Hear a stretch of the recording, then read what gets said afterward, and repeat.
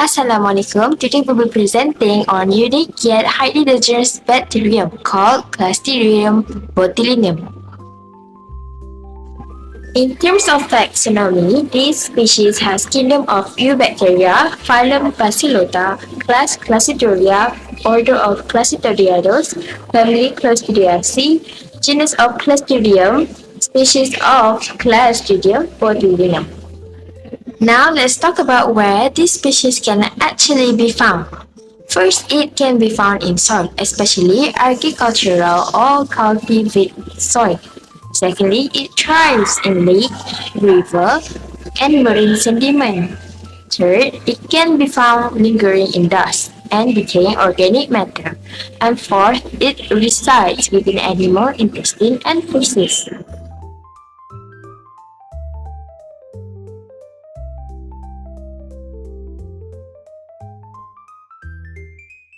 So next, I will explain the morphology of Clostridium botulinum. The spectrum is the gram-positive microorganism with a rod-like shape. One important characteristic in that it is motile, meaning it can move using tiny structure called petrichous flagella that are distributed around the cell surface. So another notable feature is its ability to produce endospores. These endospores are highly resistant structures that help the bacterium survive extreme environmental conditions such as heat, dryness, and lack of nutrients. Because of these adaptations, Clostridium botulinum can remain dormant for long periods until conditions become favorable again. In addition, this bacterium is an obligate anaerobe, which means it can only grow in environments where oxygen is absent or very limited. These characteristics explain why it is often associated with improperly canned or vacuum-packed food.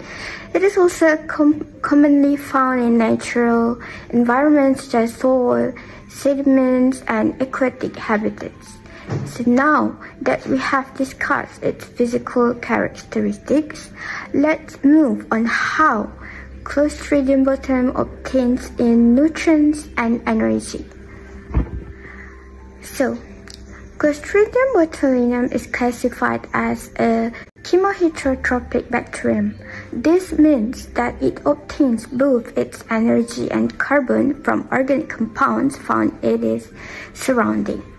Unlike organisms that use oxygen for respiration, Clostridium botulinum generates energy through anaerobic fermentation. This process allows it to survive and grow in oxygen-free environments. The bacterium also acts as a saprophyte, meaning it feeds on dead and decaying organic matter. By breaking down these materials, it contributes to nutrient recycling in the environment. However, under suitable anaerobic conditions, especially in improperly preserved foods, the bacterium can multiply and produce botulinum neurotoxin.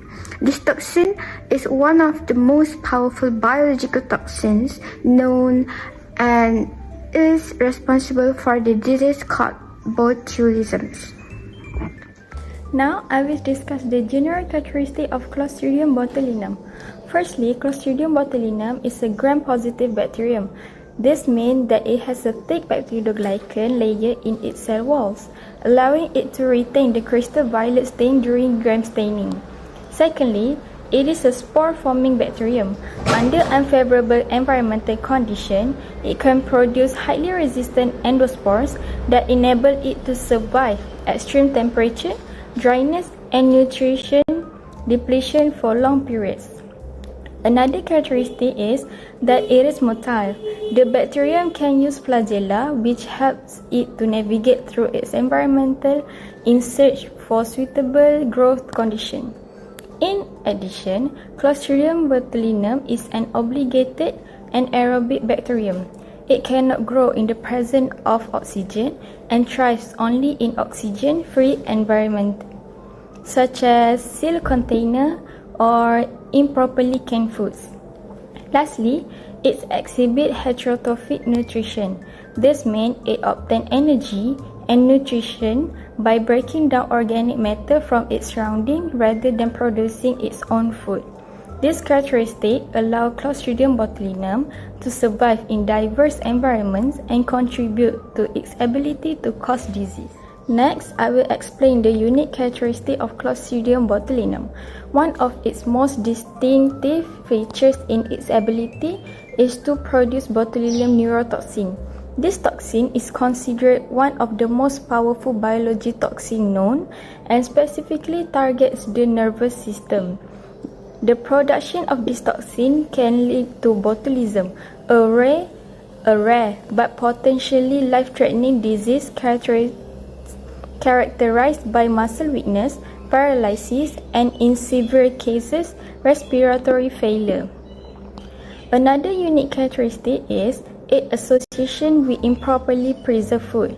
The bacterium can grow in anaerobic condition found in poorly processed canned food, fermented products, and vacuum-packed food where it produces the toxin.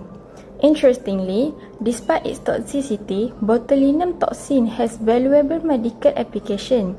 In controlled dose, it is used to treat conditions such as muscle spasms, chronic migraines, excessive sweating, and certain eye disorders. It is also widely used in cosmetic treatments to reduce facial wrinkles. Furthermore, Clostridium botulinum is widely distributed in nature. Its spores can commonly be found in soil, dust, river sediment, and marine environment, allowing the bacterium to persist in many ecosystems. Overall, the combination of toxin production, spore formation, and environmental adaptability make Clostridium botulinum one of the most significant bacteria in both medical microbiology and food safety. Hi, my name is Nariman Akila, and today I will be explaining briefly about the life cycle and reproduction of Clostridium botulinum. What is Clostridium botulinum? Clostridium botulinum is a bacterium commonly found in soil and aquatic environments. It is well known for producing botulinum toxin, one of the most potent toxins ever known. Clostridium botulinum reproduces asexually through a process called binary fission. During binary fission, a single cell first copies its own DNA, and then the cell then elongates and divides into two identical daughter cells. This is the main method by which the bacterium increases its own population. The life cycle begins with a vegetative cell, which is the active and growing form of the bacterium.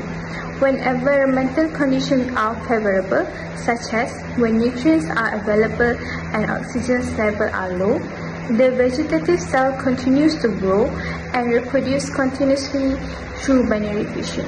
However, when the conditions become unfavorable, such as lack of nutrient, extreme temperatures, or too much exposure to the oxygen, the bacterium forms an endospore.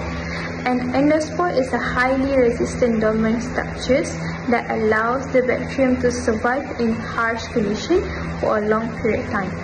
And then, when the environment becomes favorable again, the endospore undergoes germination and develops back into an active vegetative cell. The bacterium can then continue growing and reproduce through binary fission. So, in conclusion, Bacterium botulinum reproduces only asexually by binary fission. Although it forms endospore, spore formation is a survival mechanism rather than the process of reproduction itself.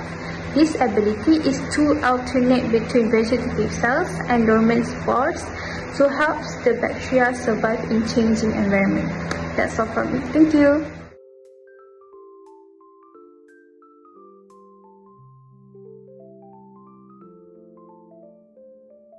Now let's move on to the importance of Clostridium botulinum to ecosystem. First, Clostridium botulinum helps in the decomposition of organic matter. It breaks down dead plants and animals in soil and aquatic environments, especially in places with very little oxygen. This decomposition process is important because it prevents the accumulation of waste materials in nature. Second, This bacterium contributes to nutrient recycling. During decomposition, nutrients such as carbon and nitrogen are released back into the environment. These nutrients can then be reused by plants and other organisms, helping to maintain soil fertility and ecosystem stability. Lastly, it is a part of natural microbial community found in soil and water ecosystem. Its presence helps maintaining the balance of microorganisms, which is important for sustaining biodiversity and healthy ecosystem functions. Other than that, one important economic contribution of Clostridium botulinum is in medicine and cosmetics. The botulinum toxin it produces is used in controlled doses to treat muscle disorders, migraines, and cosmetic procedures such as Botox. This has created a large medical and cosmetic industry worldwide. Next, Clostridium botulinum is important in the food industry because it is associated with food poisoning known as botulism. Food manufacturers must apply proper sterilization and preservation methods to prevent contamination, making food safety monitoring very important economically. Lastly, this bacterium is widely studied in microbiology and biotechnology research. Scientists use it to study bacterial toxins, the function, and disease prevention. Research on Clostridium botulinum has contributed to advancement in medicine and biological sciences. Hi, my name is Nur Nawara Wadiha, and my part is Interesting Facts about Clostridium botulinum. Today we are going to look beyond its reputation as a mere toxic producer and explore its fascinating ecological role as a master of survival and environmental warning sign. As to why Clostridium botulinum is such a formidable organism, we have to look at its primary evolutionary adaptation, the ability to form highly resistant endospores. When environmental conditions deteriorate, the bacterium shifts into a dormant spore state. These are practically microscopic fortresses. It can survive for years, even decades. Incredibly harsh environments such as dry soil and oxygen poor. This unique adaptation allows the species to persist across incredibly diverse ecosystems, safely waiting for the right moment to wake up. For example, scientists were recovering artifacts from the SS Central America, a historic steamship that tragically dipped into the Atlantic Ocean. Presently, researchers recovered viable spores from the ocean sediment and items on board. Think about the conditions down there. The spores managed to survive for over a century, more than 100 years under crushing oceanic hydrostatic pressure, near freezing temperatures, and total darkness. They simply sat dormant, waiting for the right conditions to wake up. This case, documented in the U.S. Department of Agriculture in 2024, perfectly highlights why this organism is the ultimate survivalist. Because these spores are so widespread and sensitive to environmental change, Clostridium botulinum actually serves as a powerful indicator for climate change. Let's break down the ecological change reaction. First, we have the global warming effect. As global temperatures continue to rise, we are seeing severe droughts that dry up crucial wetlands. This leaves behind very shallow, stagnant, and oxygen-starved water. This brings us to a phenomenon known as a mass awakening. This specific hypothesis, warm conditions act as an environmental trigger, signaling to the dormant spores that it is the time to germinate. What follows is a massive spore germination cycle right in the heart of the nature. As a result, spice in wildlife botulisms function as a stark ecosystem warning. When we see sudden outbursts of botulism in wildlife, it isn't just isolated disease. It serves as a critical biological warning sign of rapidly degrading ecosystem health. To ground this theory in real-world data, let's look at the case study of the Great Salt and Wetland ecosystem. The process begins with a major climate shift. Rising global temperatures have driven historic droughts, causing extreme water evaporation in these vital habitats. As the water levels drastically drop, we get the physical blueprint for germination. The remaining shallow pools become incredibly warm, frequently exceeding to 220 degrees Celsius. Because the water is stagnant and warm, it rapidly loses its dissolved oxygen, becoming highly anoxic or oxygen deprived. This is the absolute ideal environment for an obligate anaerobe like Clostridium. Finally, we hit the bioindicator spike.